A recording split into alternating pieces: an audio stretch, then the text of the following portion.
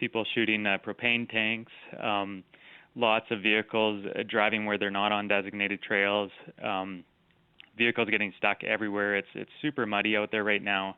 Fears about another pandemic summer in the Alberta backcountry that's overrun by campers, trash, and vehicles.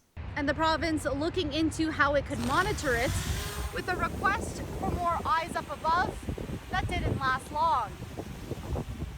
This was a typical sight in areas of west central Alberta last year. Community groups complained tens of thousands of campers descended onto Crown lands. And days before this May long weekend, some say off-highway vehicles are already ripping through areas like McLean Creek. And it just gets worse and worse. And where once there was, pretty responsible recreation, it just ends up turning into a free-for-all, and there's no law enforcement ever in the area, really.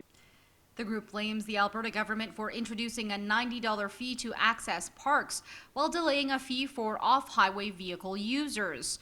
The province also introduced a $30 fee to camp on Crown land and even looked into drones. Part of this request for proposals outlines surveillance for wildfire monitoring that will also look at off-highway vehicles in restricted areas and gatherings of more than 10 people.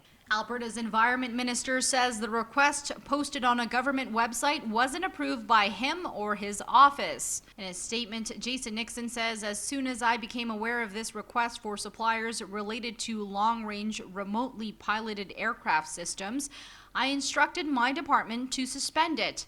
I have been informed that the request for suppliers has now been taken down." But the solution for one group is fees. It's quite disappointing that the places where we need the enforcement, where we need people to change their attitude about the area, are seeing no fees and no real change. In Calgary, Crystal Adaris, City News.